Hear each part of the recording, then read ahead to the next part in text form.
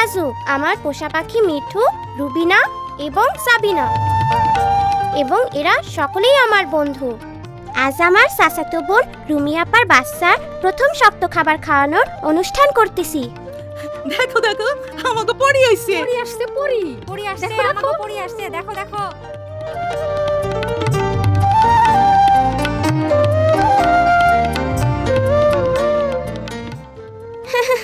দীপু আমাদের গ্রামে সব থেকে দুষ্টু ছেলে হইলেও সকলে তারই উপকারী পরি বলতেছে।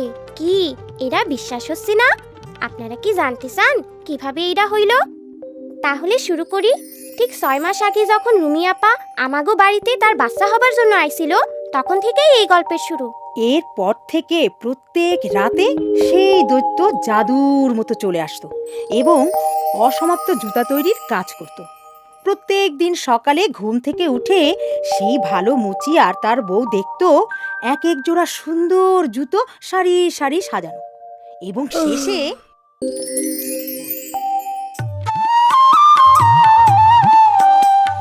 পরের দিন আমরা সব বন্ধুরা মিলে ভাবতেছিলাম কিভাবে ছুটির দিনগুলো কাটাবো।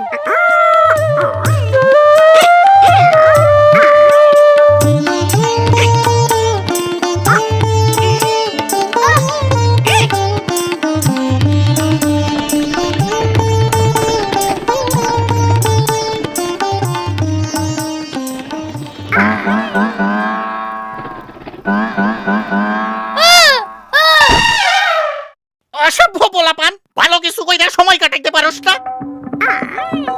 যা, দূর হ, দূর হ, দূর হ। আমি জানি আমরা কি করতে পারি। আমি আমার রুমি আপার কাছ থেকে শোনা দৈত্যের গল্পটা বন্ধুদের বলি এবং আমরা ঠিক করি ওই দৈত্যের মতো গোপনে গ্রামের সবার জন্য ভালো কিছু করব। তাইলে কি আমরা ভালো দৈত্যের মতো হমু? কিন্তু এইটা গোপন রাখতে হইব। তারপর কয়েকদিন আমরা অনেক ভালো কাজ করছিলাম।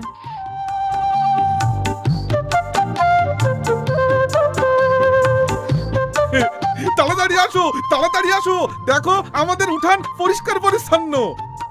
উমা, কি যেন আমার গরুর গোয়াল পরিষ্কার করে রাখা গেছে। ও মা, এসব কারা করলো? এইটা নিশ্চয়ই কোনো পরীর কাম।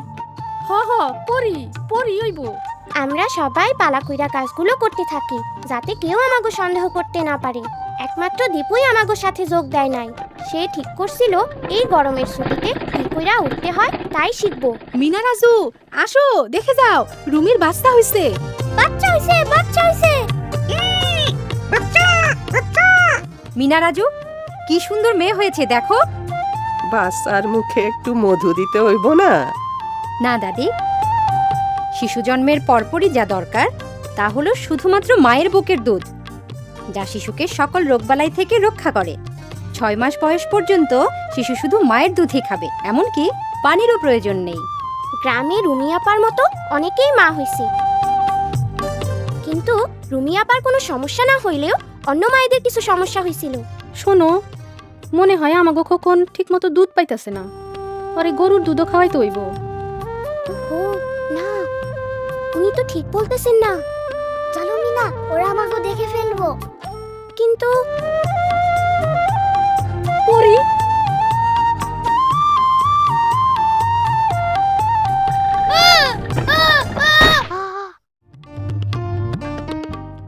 এর মধ্যেই গ্রামের লোকজন ভাবতে লাগলো যে তারা পরীকেই দেখেছে।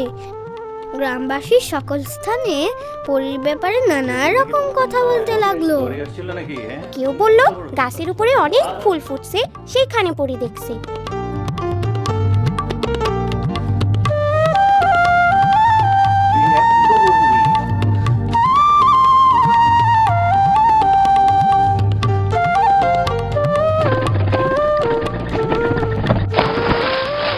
রুমি আপার বাচ্চাটা বড় হইতাছে, কিন্তু রুমি আপার মনে সন্দেহ তার বাচ্চা ঠিকমতো দুধ পাইতেছে তো।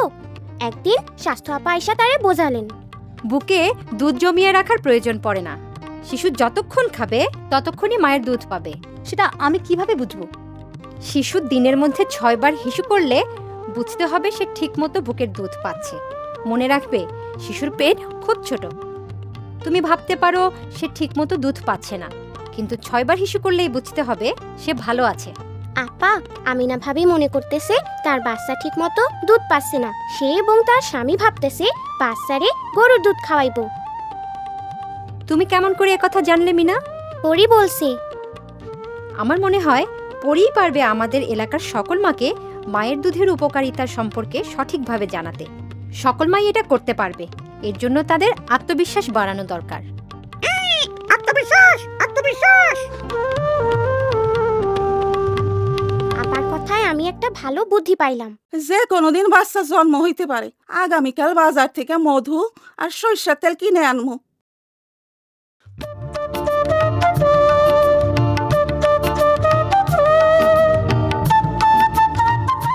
নিজের প্রতি আস্থা রাখতে হবে।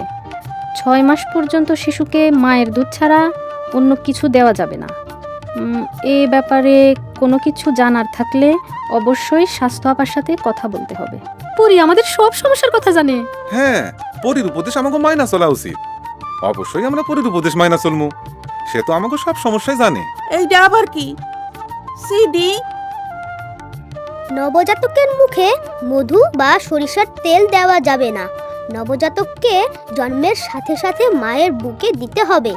মায়ের দুধ শিশুর জন্য প্রথম প্রতিষেধক, যা তাকে বিভিন্ন রকম রোগ থেকে রক্ষা করে। এইসব বিষয়ে স্বাস্থ্যকর্মীর সাথে আলোচনা করতে হবে।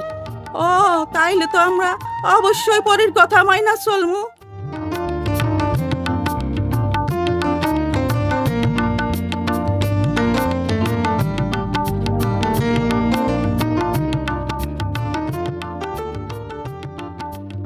আমাগো ছুটির শেষ রাইতে আমরা আমাগো শেষ ভালো কাজটা করতে গেলাম।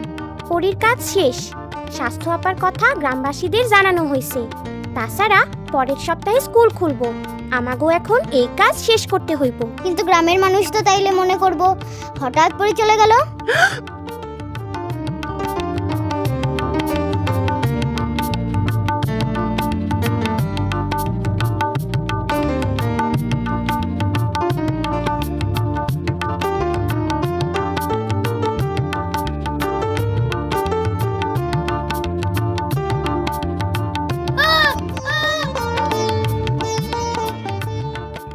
আরে পরি, আমরা পরি পাইছি। পরি পরি পাইছি। এইভাবেই দীপু হিরো হইয়া গেল। আমরা অবশ্য এতে কিছু মনে করি নাই। আমরা অনেক মানুষের উপকার করতে পারছি এবং স্বাস্থ্য আবার সকল তথ্য সবার মধ্যে পৌঁছাতে পারছি। আর আমরা খুব মজা করছিলাম। খুব মজা, খুব মজা।